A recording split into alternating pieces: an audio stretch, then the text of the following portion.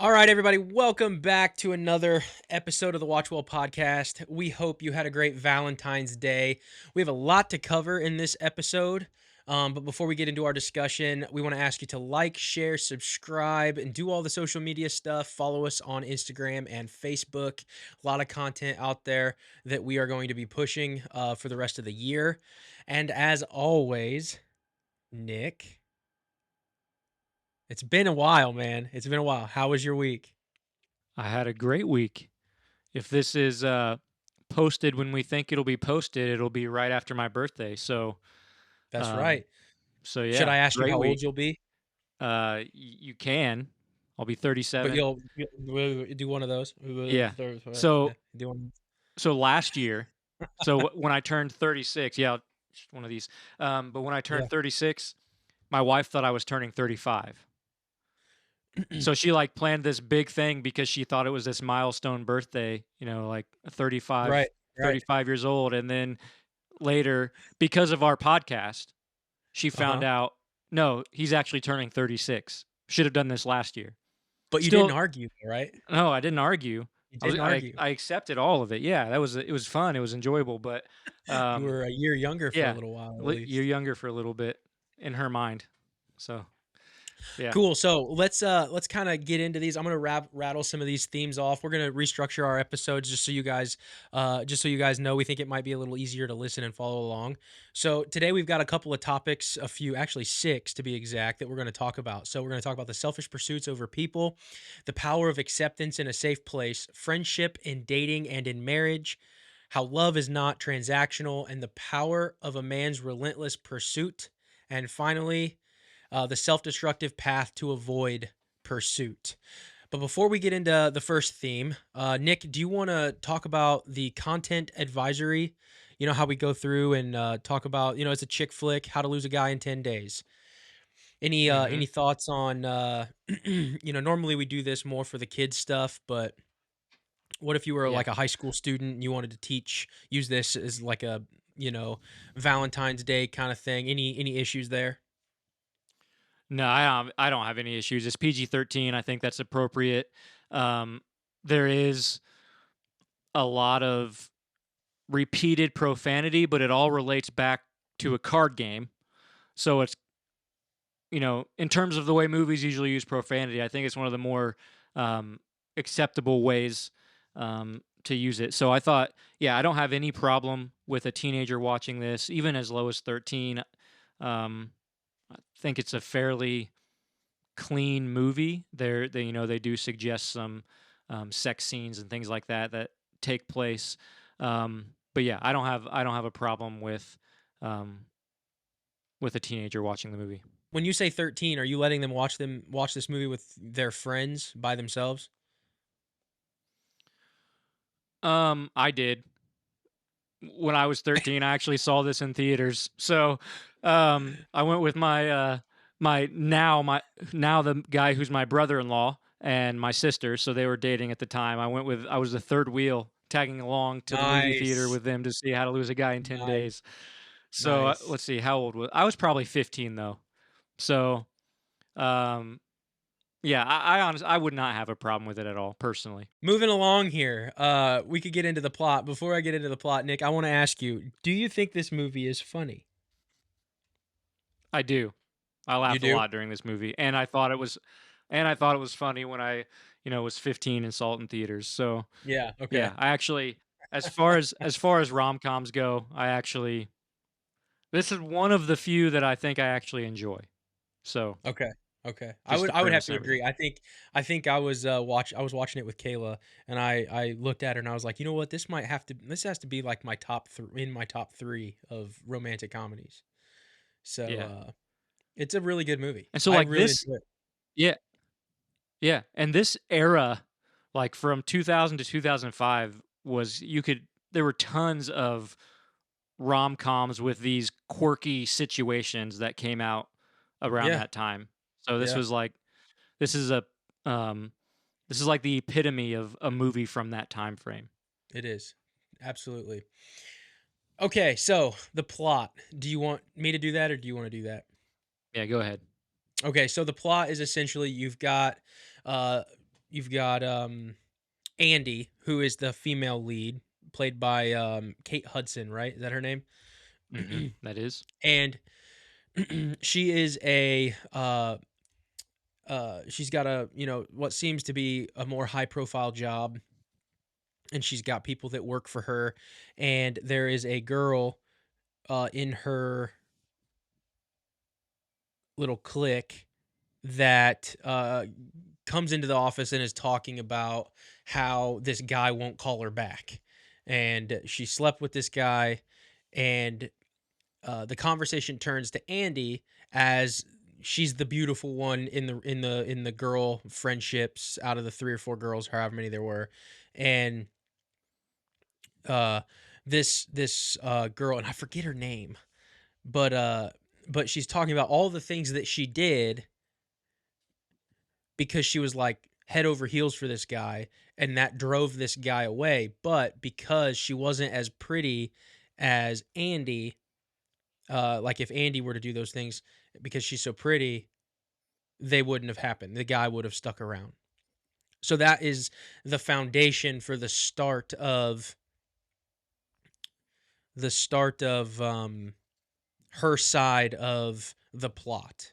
On the other Hmm. side, you've got Matthew McConaughey's character, and can you remind me his name again, Nick? Ben. Ben, Benjamin that's right. Barry. Yeah. Benjamin Barry. He uh he is also he's in marketing, and he's got a high profile job also, and he is in competition for a pitch meeting with his counterparts, who are two women that are uh I guess evaluated by their boss as better for this pitch meeting than Ben, because they're women, and the pitch meeting is Hmm. going to be towards a couple who owns what, like 70 some percent of the diamond industry, and Yeah. they want So the it's women basically to a give that diamond pitch sales. Yeah. to the like the LaFleur family, or the DeLauers, Delauer. uh and that is the kind of the foundation of what happens with Ben, because Ben makes a bet that he could get any girl in the room, because they're all in this bar, and they're going back and forth about who should be the best, and Ben's trying to win this job or win this pitch meeting because he wants to give the pitch and he thinks he can do it, and it comes down to who's better with women, the two girls or Ben, and then the women and Ben make a bet, overseen by their boss, that if Ben can pick up a girl in the bar, selected by the two women, get her to fall in love with him, and take her to the party that is happening at a later date that the DeLauers are putting on for everybody, and they're doing this real black tie event, then he will be able to give the pitch at the meeting. So back to Andy, her friends decide that because she's so pretty, that she wouldn't have scared a guy off if she did all those things. So that's the foundation of the bet that she makes with her friends, that she's going to find a guy, and she's essentially going to give him hell to get him to leave, to prove that it's not a like a pretty thing. It's not about Well, it just was being also beautiful from or. her boss. That's right. That's right, because she's writing Yeah. the So she's article. Right. right. Go ahead. Yeah. Yeah, so she's writing the article about how to lose a guy in 10 days, which is where the title of the movie comes from. And she's going to do all of the things, all of the self destructive, toxic things that her friend talks about doing to show that any guy would walk away quickly if you do these things. And That's so right. that's the premise of the article, is to do everything possible to get this guy to leave in 10 days. And just watching the movie, I mean, made my blood boil. Being out on a date with a girl doing the things that she did, which is why the movie's funny. Um, Yeah. is like just, Any oh my any in gosh. particular stick out? Oh, the one at the basketball game. Oh where she man. was like, "Oh, can you go get a Coke?" It's like a minute left in the game.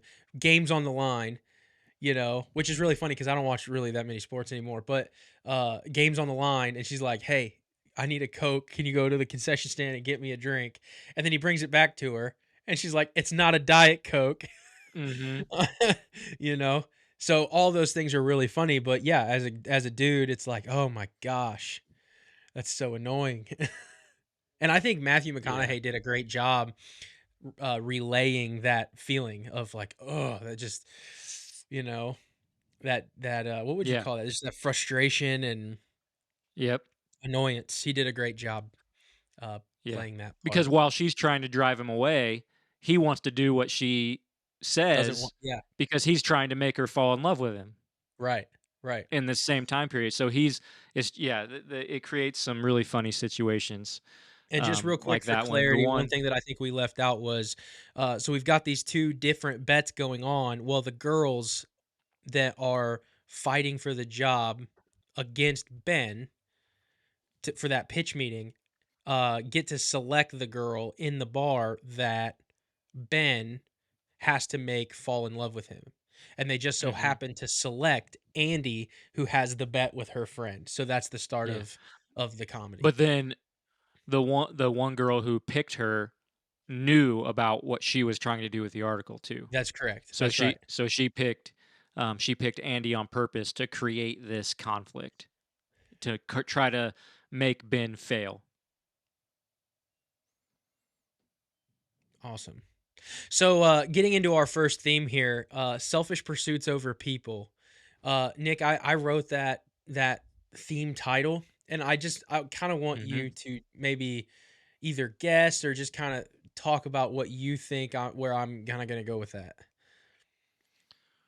Well, I mean, what I think is both main characters have no, at least initially, have no desire to serve or help the other person. They're both totally um, totally engaged and focused on their careers and how That's they right. can make their careers get to where they want to be. So you have Matthew McConaughey's character Ben trying to get the account, get the pitch meeting. He wants to be the one to take over this Delaware account and make the pitch and be in charge of the marketing campaign. And then Andy has her own career things where she's in this for the sole purpose to be able to write what she wants to write. Because if she does a good job and her boss likes what she comes up with, then her boss said she can write what she wants to write. Right. So That's right. that's what she's pursuing. So they both have their competing agendas. Right. And it's deeper than just the funny situation of her trying to lose him and him trying to make her fall in love with him. They have their own competing agendas that bring that about. Is that what you're thinking with that? Yeah, I mean that's pretty spot on. I just, from our perspective, when you have a worldview that maybe not so much on the extreme completely forgets about humanity, even though there are some that do. When you get caught up in your own self, you forget of maybe the consequences of what you're doing, and this sets up kind of this sets up a lot of hypocrisy later in the movie when they both find out of what's going on. Hmm. But what I would say is, from our worldview perspective, there's no loving your neighbor in this. You're completely entering in this engagement with the other person, perceiving your intentions as genuine, and you're only in it to get out of it what you want, what your carrot is, or not, your carrot, yeah, your job or your promotion or whatever that may be. And that's Hmm. definitely not loving your neighbor as yourself. I think a lot of people would agree with that. And then it's also like, even on a more fundamental level, we're made in the image of God, and we have dignity and purpose, and we have all of that. The Bible's clear on that. And so even deeper than loving your neighbor, you're actually disrespecting something God made and put his image on. His Hmm. his Yeah. imprinted himself on that person, and you have to you definitely have to treat others at a higher regard than Yeah. what that's what's happening here. But one thing that you said that was No, super interesting, Nick. Oh, sorry. Go ahead. I don't want to. Go ahead. I was just gonna go right along with that. You see that in every character. It's not You even do. just the two main characters. It's the two girls who pick Andy out of the room to say you have to make her fall in love with you.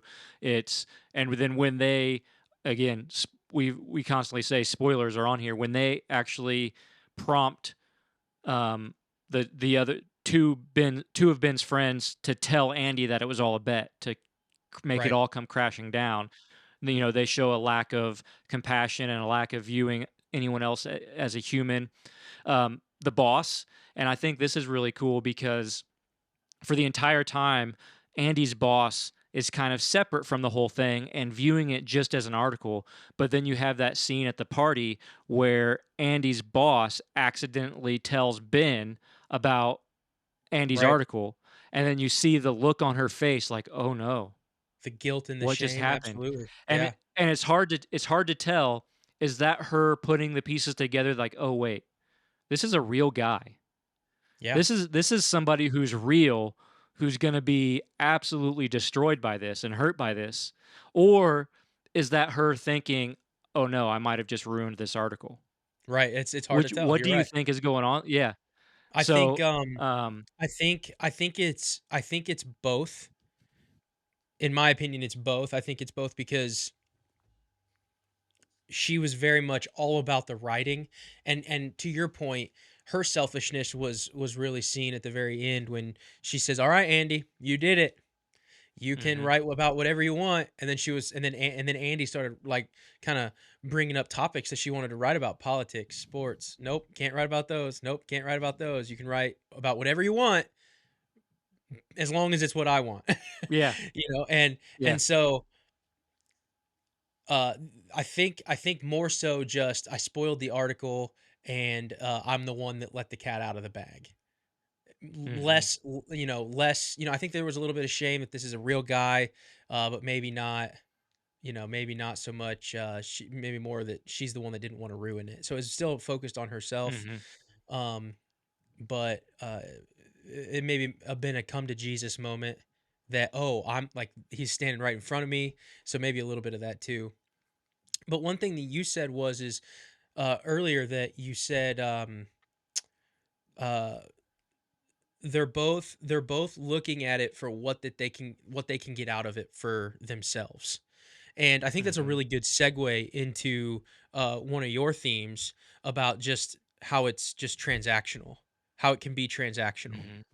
So Yeah. your theme was love is not transactional. Yeah. Yeah, and I think you see that play out because they don't actually, and there's this. I'll talk about this scene again in a little bit, so I don't want to be repetitive. But regardless of that, they don't actually start to see each other as equals or as somebody that they could actually love and serve until the trip to see his family, right? Yeah, And it's that's right. at that point that that's like a turning point where Hmm. it's at least for that weekend, it wasn't about what can I get from you and then what can you get from me. Like their agendas fell to the wayside, and then that's where a relationship actually started to build. And Right. so with that, you can see that play out, and I think that's just an extreme version or allegory for the way dating is, and even marriage to some degree is in society now. It's purely, I bring this income into the marriage, you bring this income into the marriage, or you bring this thing into the marriage and I bring this thing into the marriage, and then together I'll do my things and you do your things. I'll benefit from you and you'll benefit from me. And if at any point one of us stops benefiting from the other, we can cut ties and leave. We can Yeah, just it's get a out. it's a business This contract, not transaction a. isn't working Yep, anymore. It's a that's business right. contract or a business agreement, and that that's a big part of a breakdown in marriage, and that is not two sides coming together for an agreement or for a purpose. It's the Bible would refer to as a covenant. It's me committing to you regardless of what I get from you. So, it's the everyone kind of um, everyone kind of probably thinks it's cliche nowadays, but every wedding you hear "till death do us part," right? You hear "for better or for worse," right? It's not just when I'm worse; it's also when I have to be the strong one and they're the weak one, and then vice Right. versa when I'm the weak one and they have to be the strong one, right? There's a constant giving of yourself to the other person for better or for worse, regardless of the situation, and those vows have gotten to the point where they don't really mean anything. Um, it's just part of the list of things you have to say in order to get your marriage license and have your reception and then move on to whatever comes next. So in society, love is just very transactional, and that has caused all kinds of issues in marriage with divorce rates and um, kids in homes without fathers, and just the ease that somebody can just cut ties and leave, Let me ask you this especially question. in a lot of situations, men. Yeah, let me ask Go you this ahead. question because the theme is love is not transactional.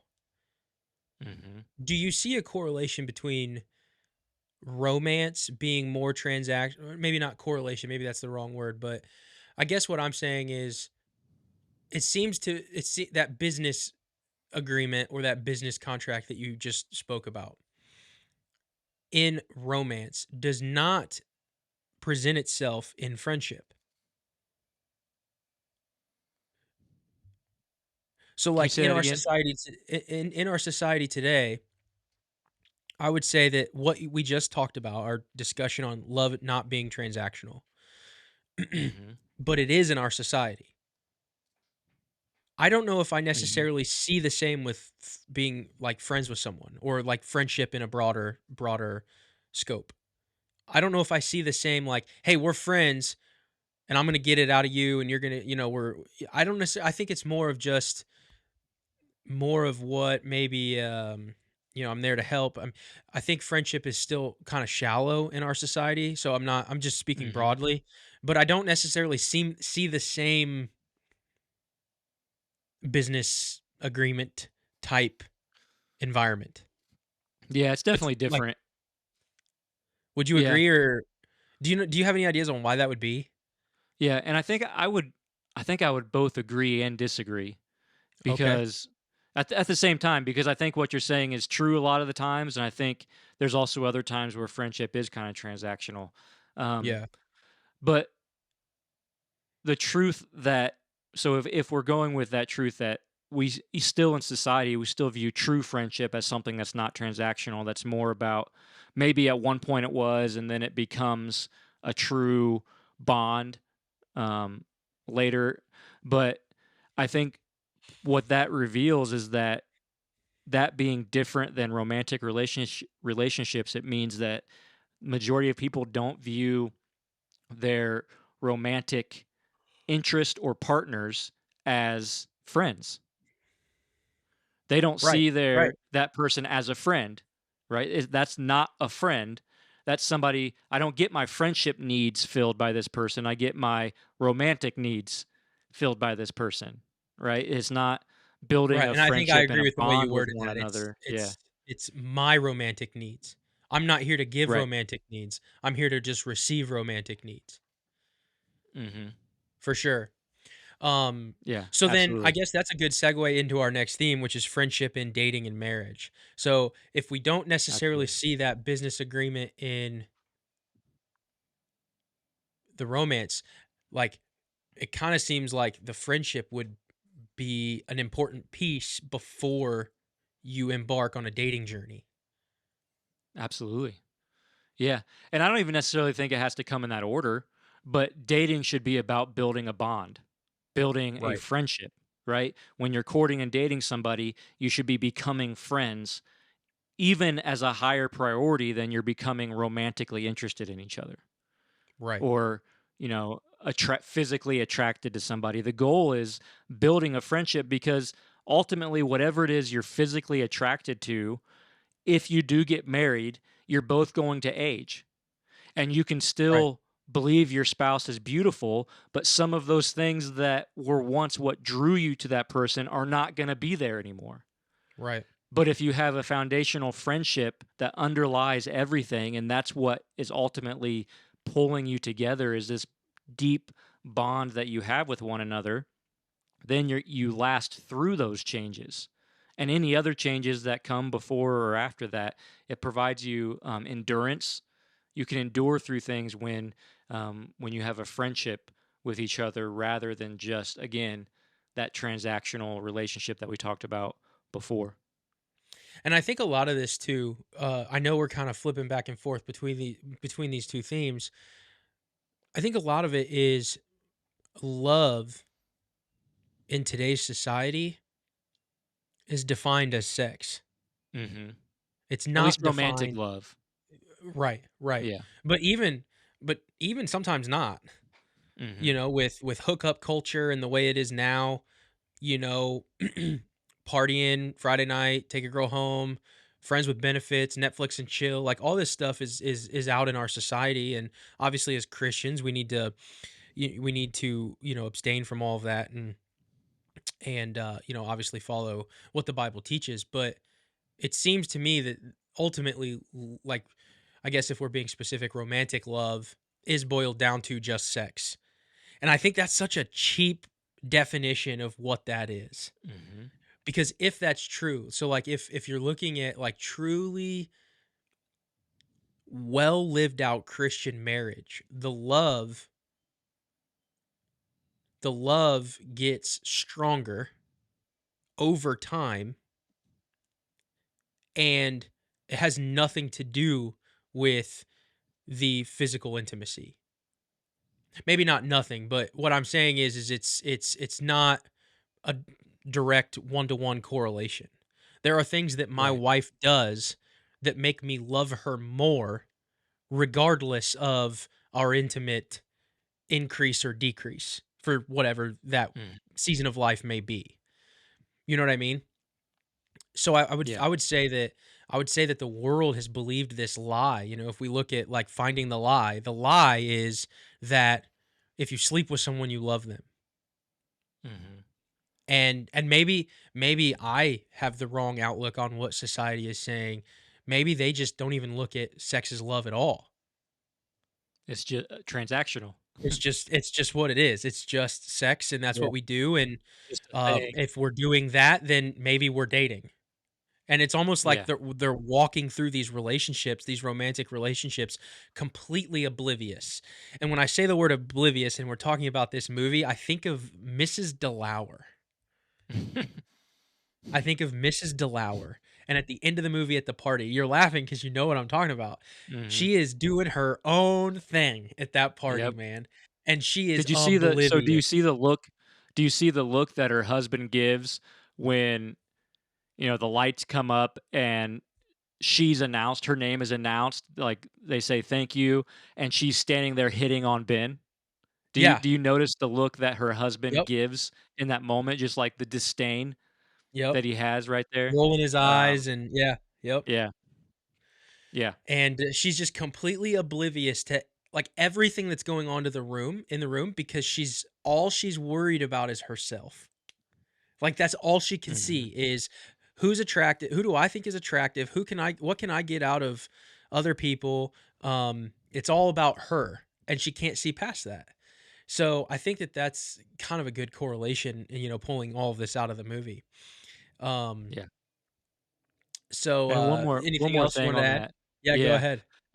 just on the friendship piece of that, right before New Year's, um, Liam asked we were talking about having people over for New Year's, and he was like, so he's 15, and he was like, "Who are your friends?" And, like, so I was like, well, most of my good friends live out of state. And I don't know if I said this, I don't think I did say this in the moment, but the reality is So he's asking about who our friends are, who we like to hang out with, who who are our best friends and things like that. And what's going on in my mind is like, your mom is my best friend. Right? Right. Like, yeah, I enjoy hanging out with these people that I've known for a long time, and they're really good friends, and I miss seeing them all the time when they move out of state, and all of those things are true, and would love it if they came over and stayed with us and things like that. But the reality is like, your mom is my best friend. Like, I wouldn't. There's nobody that I would prefer to spend time with. No one else. Like, it's just, and maybe that's even the good side of that of the transactional nature of things. It's like, she is my best friend, and even if all other friends are gone, I'm good, right? Right. This is the Right. person I want to spend all my time with. I'm good, and we've been married for 9 years now, going on 10, and that's just the reality of it. Like, she is my friend. She is my best I friend, think and so. if I'm This watching a kind of movie, I want to watch it with her. right, and I mean, I have very similar feelings in my marriage. I just had this thought, and bear with me here because I'm just thinking this now on the spot. So, I think that the only way two men can have the same relationship, or at least the same level of bond, we'll call it a bond, as a man and a woman in a Christian led marriage, I think have to go to war. Mm, I think the only way that you could get to that, and obviously I'm not talking about like a romantic thing. I'm just saying because that's a whole other side of the thing. But I'm just saying, just take romance out of it, and I think that's kind of what you're mhm, speaking to is just the friendship part of your marriage. I mhm, think the only way that you could get that the life that you live with your spouse, and the day in and day out, and the ups and downs and ebbs and flows, all of those, rainy days, and you said for better or for worse, all of those, they absolutely stink to go through, but those are the opportunities that become building blocks that make your mm, relationship stronger over time, mm, years and years and years.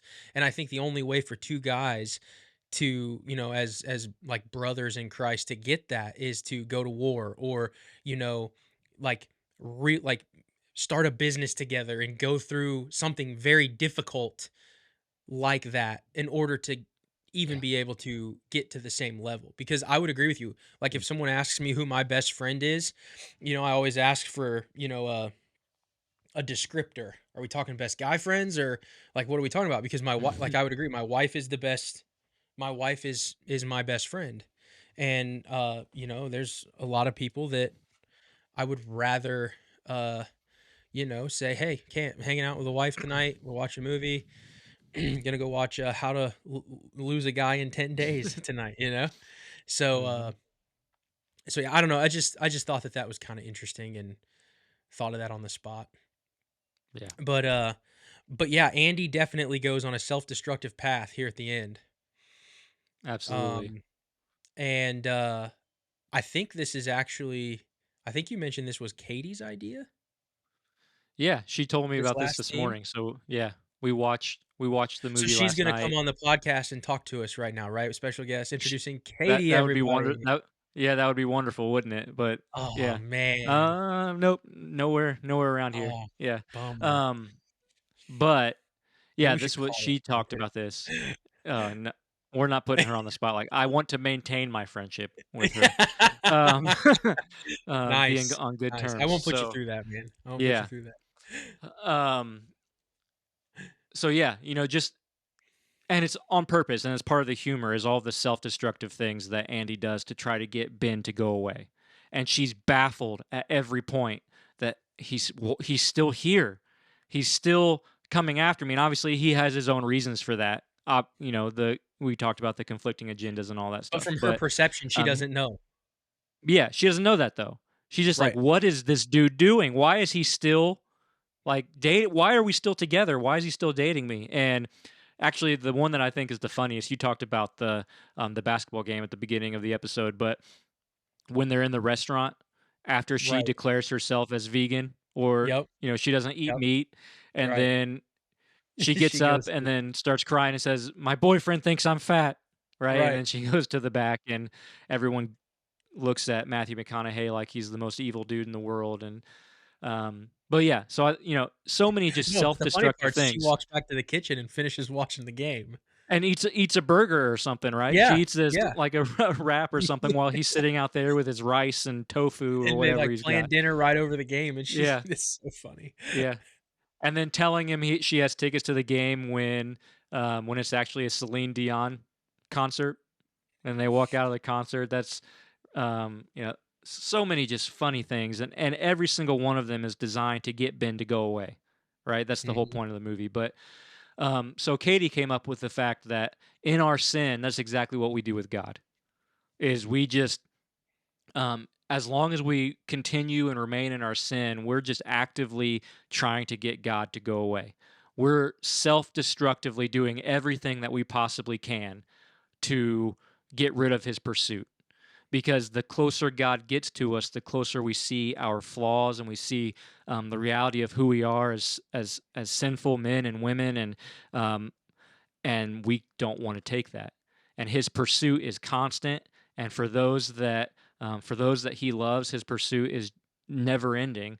And yet here we are in our sin, being self-destructive and pushing that away and saying, no, leave me alone, get away from me as quickly and as fast as possible, get away from me, until there's something clicks, something changes, and we see the love that is in his pursuit, whether we think we deserve it or not, and we respond in repentance and faith to actually come to him, respond to his calling, respond to his pursuit in faith and love towards him and living for him. So, just that parallel there, and in that, if we're looking at it allegorically, in that sense, not saying that this was intentional or on purpose on the part of the filmmakers, but um, Andy being us humans, and Matthew McConaughey's character Ben kind of being the pursuer in that situation, like, um, and her self-destructive nature pushing him away, and then finally his pursuit gets to her, and in that moment they're together and they're united together through that. So yeah, I thought that was really good. I thought And I that think was that a that actually pairs with, the final theme. We kinda went out of order, but, one of the themes that I wanted to mention earlier was the power of acceptance in a safe place. hmm And you spoke about when Andy went to his parents, yep. and they were playing, the card game. And the card game actually had a lot of meaning because it was about reading people, and Ben was really good about this. He's really good at the game, and you were just talking about that allegory, and I think it's almost like the salvation moment hmm is you get to this place of where you can't push him away anymore. hmm And it was really the hug of Ben's mom, where you have this pursuer, and Ben's mom could in that allegory fit the church and how it's supposed hmm to work, where you have this safe place to be completely honest about your sin and get to the point to where it's not about me anymore. I'm going to reposition myself underneath this humility blanket, submit to God, and go forward. And that hmm safe place should be the church. And I think I kind of thought that kind of fit yeah, really well within that allegory, where yeah, that was the shift that you talked about, where it was like, it's all about me, it's all about me, it's all about me. This is real. And yeah, I really, really like it here. yep, And I'm yeah, safe. And I got a hug, mm, and it was real. Now these are real people, and then mhm, there's the change. And that's the response. So yep, yeah. I That's the loved the movie. that's the turning It was a point of the whole movie. Yeah. real great movie. hmm I have it in my top 3, rom-coms, man. What would be? Can you name two others? Oh, I don't know. I think, Top three is just oddly specific. Like yeah, I would top say three. I just always go to top 3. Top five's too many. Because when you get to like when you say Okay. top 5, and I know that this is kind of a side conversation, but briefly, when you say top 5, you always wonder about 6 and 7 too, and it's like, "Oh, man, but 6 and 7 could be in the top 5." And then you just think top 3 is a little bit it's a little separated. Okay. You know what I'm saying? Is that fair at So least? when you I don't think so, but when you say yeah, when you say top 3, you don't wonder about 4 and 5? Not as much. Those seem further away from the top 3 than 6 and 7 feel Really? from the top 5. Yeah, no, definitely said top 10, 11 and 12 are, like, even closer than 5 and 6 to top 5, I guess it or 6 depends and on 7 the to top list 5. that you're making, right? I mean, But if we're talking rom-coms, I mean, how many rom-coms have you seen in your life? sadly a lot. Okay. Okay, that's not You helping know, my I point saw at that all. yeah, I saw this in theaters with my as a third wheel with my, sister and her, at the time, boyfriend.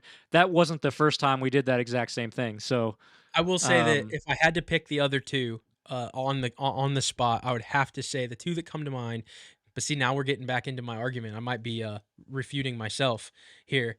Uh, I think they're all Nicholas Sparks, inspired movies, but, the one with, shoot, uh, oh, man, that's bad. I just blanked. what, the note? Are Well, you thinking of The The Notebook? Notebook. Yeah, The Notebook would be up there, and Is then, that so I've actually never seen The Notebook. Is it a rom-com, or is it oh, more maybe it's like more of a just a drama? romantic drama. Yeah, maybe that's fair. There's Yeah, some funny parts in it. I don't know. There's some funny parts in it, but it's yeah. probably more drama. But What about I guess Hitch? Hitch would be a good one. Kayla, I think that's probably Kayla's favorite. Hitch Yeah. is a good one. Um, I just can't think of many rom-coms that are, like, really, really good. But, yeah. Anyway, all right, guys. Well, we hope you enjoyed this episode. Um, like, subscribe to the YouTube channel, follow all of us on social media, Instagram, Facebook, and be on the lookout for more episodes. We're going to bring episodes this year, the first and third Friday of each month. So be on the lookout for the movie review episodes. And then we're going to be live on Thursdays starting January 25th, and then going live at on Thursdays at 8 p.m. So be on the lookout for those as well. All right, we'll see you guys next week. Hey guys, it's Parker from the WatchWell Podcast. If you liked this video, we want to go ahead and have you subscribe right here on this button. If you want to watch the full podcast episode, go ahead and click right here. And if you want to watch another WatchWell clip, go ahead and click right here. And remember, if you're going to watch well. We'll see you in the next one.